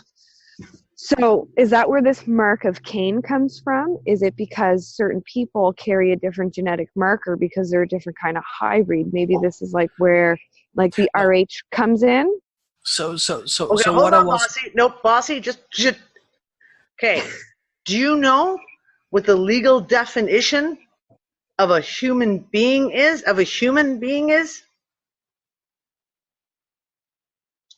Monster. Black's Law. I know, Ben. Sorry, but I've seen it myself. I have seen it in the law books myself. So every time they talk about a human, it means legally a monster. So add that into the little equation. Like human, like the human. Every time any legal man, document, no, men. Human. The word human means monster. Yeah, exactly. But you have like the HU before of that. The linguistics I know, man, like man in we are mankind, can be written into MEN, right? Like not MAN, but okay, I know. But I'm not talking about opposite of human. No, I'm not talking about legally. Legally speaking. Legally speaking. Legal. As in any document, your banking documents, your divorce papers, your anything that states human means monster. That is the legal definition. So this is what I'm saying. In response to everything that Megan's saying about Lilith, about the fact of, and the fact that they created monsters. Okay, and even if you want to get into it, about the whole mark of Cain, etc. Okay, human equals monster legally. And who writes the laws, right? And who writes the fucking laws? The fucking Vatican. That's who. Not we humans. That's why I don't use the word human. I am a living being. Can you let him go so we can come to you, please? When I talk about all that kind of stuff, and it's one of those ones that I tend to forget, and I will slip it in. There's certain words that I've taken out of my vocabulary, and human was a big one that I removed from my vocabulary in 2012, 2013, when I realized what it was and what it actually meant. Yeah, the Vatican and the Crown. The Vatican and the Crown, or the Bar Association, are one and the same. All laws come from canon law. Do you think canon law, like etymologically, could be related to like Cain? Just where we kind of threw that out there. I have no idea. Does anyone know what cannon? Like cannon, not obviously the very large gun on the edge of a ship. Ben, do you know what canon means? Like when they say canon law? Canon's like ecclesiastical. Okay. So it's church. Yeah, well, and that's it. Well, okay, Deb, because that's what I was just going to go to. What Deb just said, canon and Canaan. Okay, so you want to really, really fuck people up? Okay, so Canaan, the land of Canaan, is pretty much the very first place in the old Hebrew scriptures of the Bible where Yahweh, who I say Yahweh is Yaldabaoth, that's my personal Yahweh is Yaldabaoth, the first country that he sent the Israelites in to destroy is the land of Canaan. And he gave his people free license to slaughter, rape, pillage, steal, enslave anyone and everything in the land of Canaan. And that continued through the entire Old Scriptures, the entire Hebrew part of the Bible. They talk about the land of Canaan and the Canaanites. And the Jews just went in and decimated them over and over. So, I don't know. Canon law, I don't know. Like I said, just throwing words out there like we talk about. And yes, Andrea, canon can also mean a specific narrative too, timeline. Exactly. So when you start talking about how these words get, But you've got to also remember is like, if you're looking at words etymologically, yeah, you're looking at the history of words, and then you've got to look at how that root comes in. Yeah. But if we're talking about like canons in law, that is legal protocol, and you can't interchange because they've defined them. Yeah. Like they've got their own dictionary, they've got their own definitions of those things. So when you're looking at the language, it has to be put into the context. And that's why I talk about canon law, right? Because it sets a definition. And this is where there's a lot of people who don't understand or comprehend the fullness of what canon law is and how it controls. And people talk about admiralty law, and they talk about UCC law, and they talk about all these different things. It all derives from the canon law. And they have got the descriptions in there. The definitions are fully laid out, which is why people make so many mistakes when they go into court, because they don't speak the language of legalese. Oh, sorry guys, my nose is itchy like crazy all of a sudden. I don't know, the wind is blowing something in this house at the moment. I just had a piece of artwork just blew off my wall. Literally. Jenny? Yes, I'm darling. being a cat right now. When you got up, we heard a crash noise. What the fuck was that? A piece of artwork fell off the wall. Oh. Literally, And then your camera went completely. When you got up, you walked to pick it up. We heard the big whack, and we saw you get up. And then when you walked back and you sat down, your camera went completely out of focus for like 10 seconds. Of course. Of course, no, more like 20, 30 seconds. It took forever Or to whatever. back into Yeah. it. Yeah, It's no, funny. the wind actually blew a piece of artwork right off my wall. And it's a little windy here today. Again. A little lot of wind. Thank you. Really interesting waves today, though. I'll say this. I was out taking the dogs for a walk, and we're out at the Dive Rock Point. I didn't go any farther because the wind was like kind of, I ain't got two big dogs, but you still need something to hold you to the ground if they go off too. The waves were really, really weird today, and I was sitting there wondering, okay, well, full moon. It's the spring equinox, and so I'm hoping tomorrow it'll calm down because it looked like the water had come back, but you don't know because of the waves. I don't know if the water came back or not, but the waves were coming in at a very, very strange angle, and they were fucking huge today. 7 weeks ago, I remember our local news here saying, "Oh, and today's the first day of spring." Like, I remember that 7 weeks ago. And they were obviously smoking crack that day. Or I shifted. Or you were time jumping all over the place. Or you time jump, the only place that I know of, it might be several countries, is in Romania, could be several other countries in Eastern Europe, where the first day of spring is March 1st. Yes. Yep. Earl, you became Eastern European for a while, I guess. That's right. You so jumped. You're right. That's right. There you go. Actually, it's funny you should say that because that was when I was doing all the research on the god Janus. When we kept having those weird, and we still did this year too as well, that between winter solstice and the first week of January, there's that really strange 10 days where things get all fucking loopy. And I did the huge, yeah, exactly, Sony, the two faces of Janus. And I did over several years, I went and researched Janus.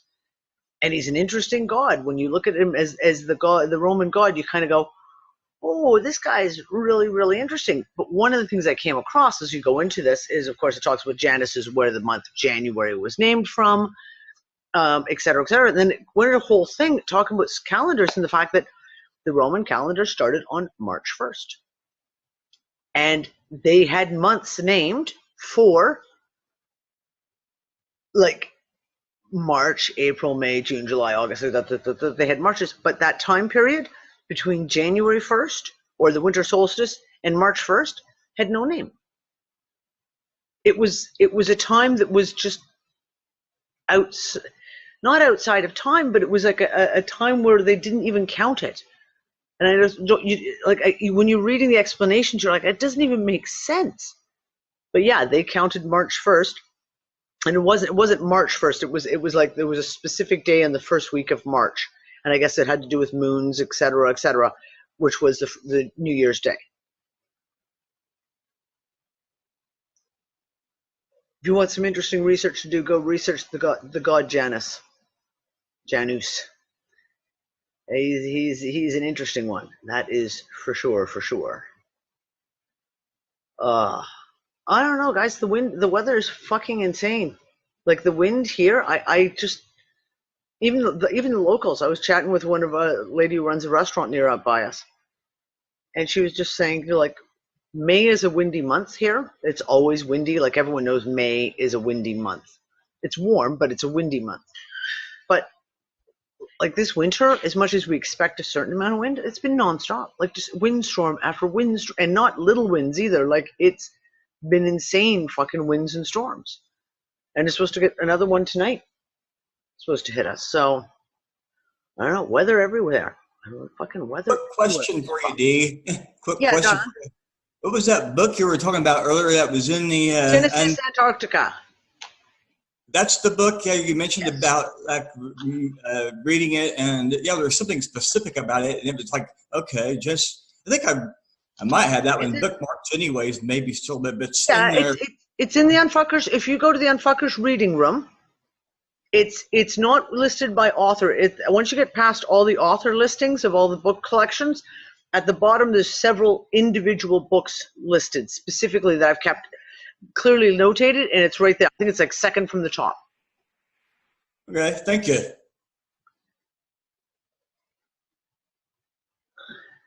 American FCC approved 6G this week. Seriously? They haven't even got 5G up. And they have no way of recuperating the money that they're going to spend on 5G, which is why I question what 5G is all about. Because there's no way to recuperate that money. This could be a good idea for some time when we'll be less brain confused for as a subject. It seems it may be another fuckery we're being told, but some voices are starting to really say 5G is never really going to work. So they won't, it's going to end up not being implemented. At the end of the day, a lot of money spent. That's a question. And that's my question, Fred. That's my question. It's costing them. Where is the money? Yeah, because it's not going to be recuperated. So if it's not going to work, if it's not going to play out, and they already know it, because you're not the only one. I've heard that rumor too, multiple times. Yeah. It seems to really be a very loud rumor by now. That's what I mean. So why are they sinking all this money into 5G? And it's the same thing. I come back to the same thing with chemtrails. Why are they spending all the massive amounts of money on chemtrails? Because they're not getting any money back out of it. It's not like you run new lines of electricity into a new village, and then you've got to spend the money to run the power lines into that town, but then you're going to charge all those people for that. You're going to recuperate your money. This 5G stuff, they're never going to recuperate their money on this. No, and there's so many impediments, the trees. I mean, we know it, we heard it by now. It doesn't go through trees, it doesn't go through water. The whole bullshit, some truther sites, they're going to put all these satellites up there. No, it can't work out from a satellite, from what we understand. Because of water, because of clouds, because of moisture in the air. Doesn't work. That's my big thing. Everyone keeps going on about the 5G stuff, and the one piece I keep coming back to is, if it can't penetrate through trees to the point that they're now clear cutting trees, and there was a big article that was happening in Ireland this last week. There was a whole pile, there was a whole town in Ireland. I can't remember where it was. Maybe Anne might know, where the people were like freaking out. Basically, they woke up and found out that they'd like clear cut a shit ton of trees from the town. And they've been doing it in England. There's been places in the States where is it Waterford in Ireland. Thank you, Anne. I knew you'd know. They're cutting down the trees. The excuse is, well, the 5G can't get through the trees. Well, wait, if the 5G can't get through the trees, how's it going to get through the houses and the buildings and the cars? If it do you know what I'm saying? If it's so weak a signal, it can't pass through a fucking tree? Like leaves. No, I mean, okay, let's say, you've got the trunk. Let's say, well, the trunk is a big solid piece. Okay. But branches and leaves, right? It's not a solid fucking wall. But if it's frequency, why couldn't it pass through anything, right?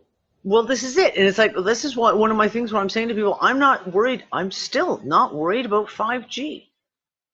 If it can't penetrate trees, and the excuse is water, the trees contain too much water, it can't penetrate.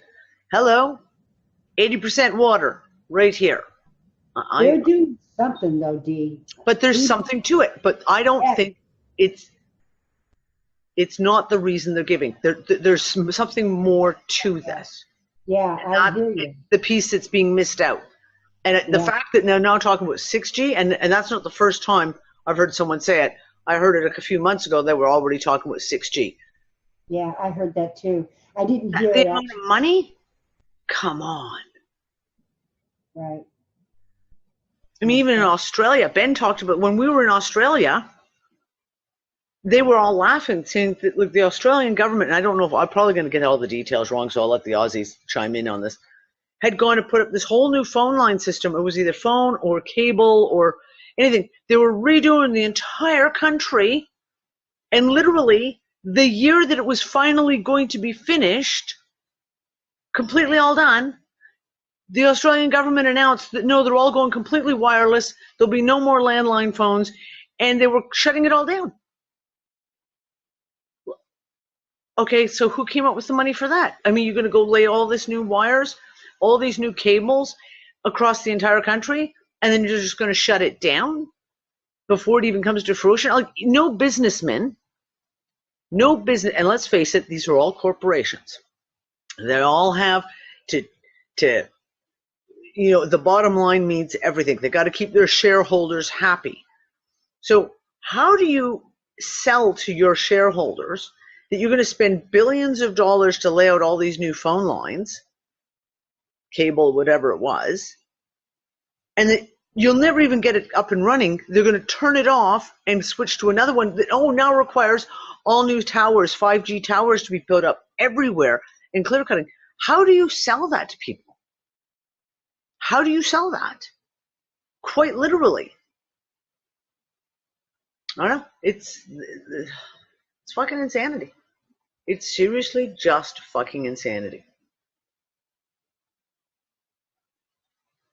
I don't know, Andrea. I don't know. I don't know how it worked out in Australia in the end, because like I said, that was 2016 they were talking about that. I have no idea how that all played out, but I know that all my Australian friends were saying they're losing their landlines, and that everyone's going to be like cell phones. That's all that's going to be available. And that doesn't even make sense. I still have a landline.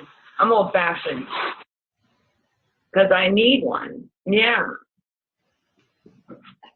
So you find my cell phone number. I give them my landline number. I hate my cell phone. Yeah, it's so rare though, girl, to have a landline now. It's like people go, really? Yep. Oh, I know. Dawn,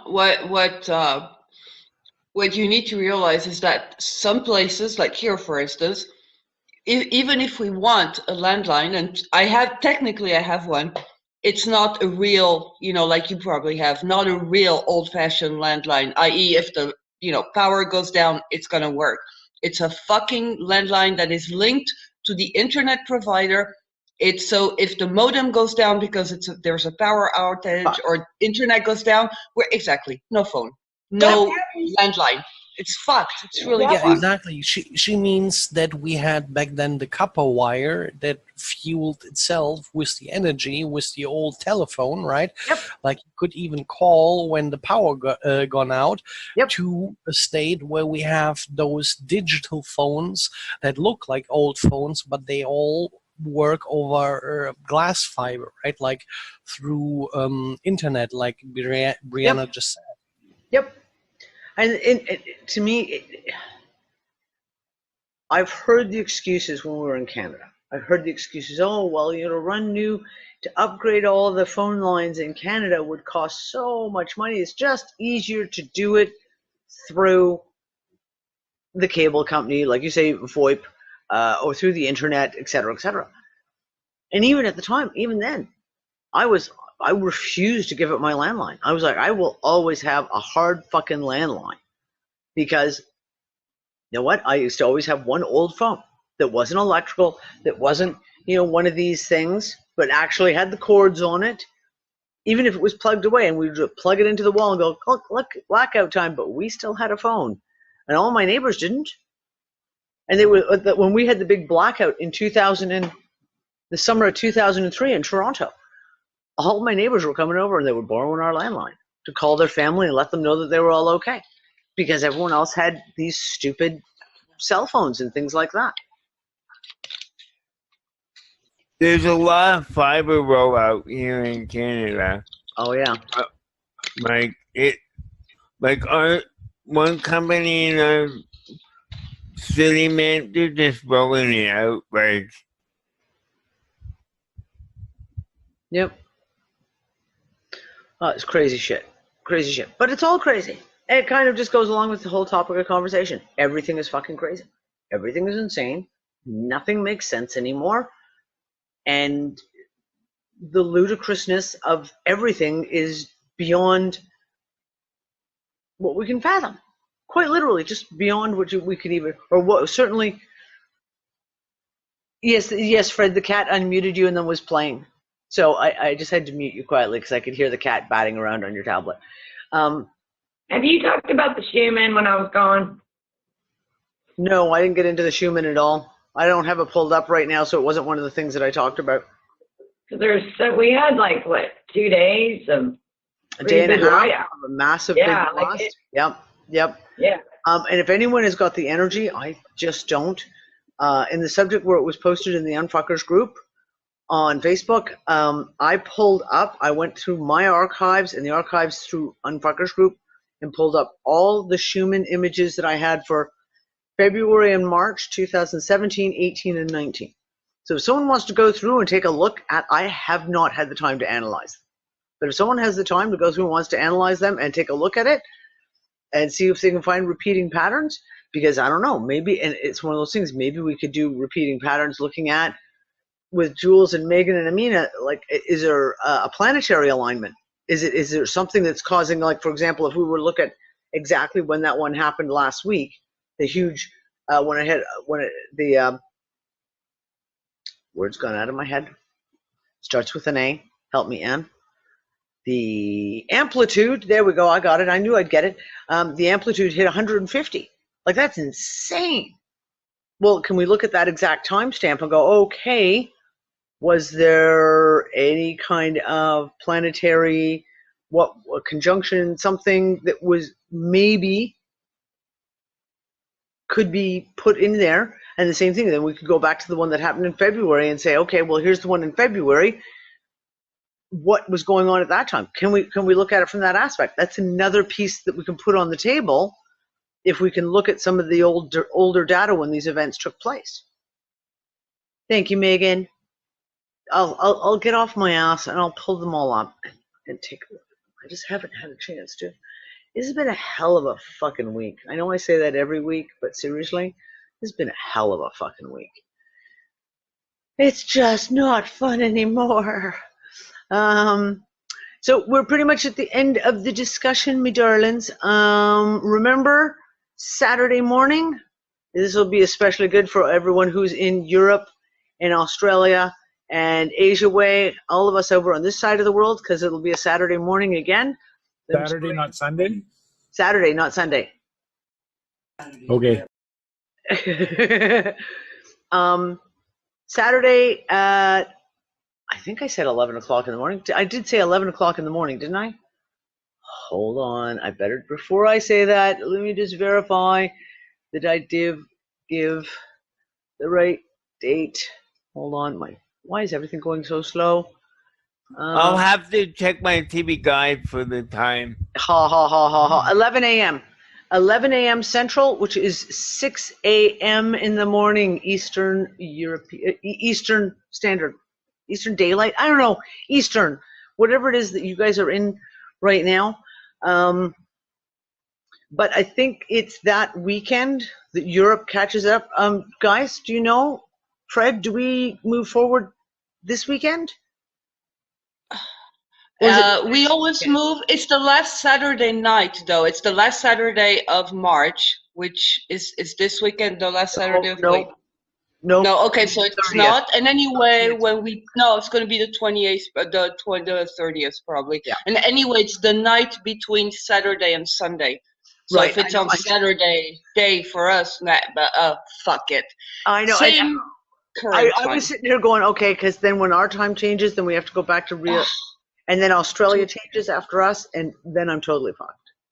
So we're on this time until the 30th, and we'll forget this in 5 minutes, of course. Anyone know what time it is for Danny right now? It is exactly going 2 minutes to midnight. You are 4 hours behind me, Megan. Right? It should be 8 p.m. for you, right? Yep, right. So it'll be 7 o'clock in the morning for Megan. And I don't even want to guess what time it is for Jules and Amina. I like I said, the whole daylight savings time thing is totally fucks me up every time. So that'll be this Saturday coming up. Astrology 2.0. And we're going to be going into a lot more definitions this time and kind of really trying to explain some of this shit. The languages that I don't speak. And Sunday night is Fringe night, of course. Sunday night is Fringe. And that's it for us, guys. I want to say bye to everyone out there on Twitch. Bye, Twitch gang. We'll be back. We'll be live streaming the show on Saturday morning. Will be live streamed. So it'll be live streamed on Twitch. There we go. I'm trying to fix Pegasus's microphone, but it won't fix. Okay, well that's it for us, guys. Good night. I will talk to you all later. One small step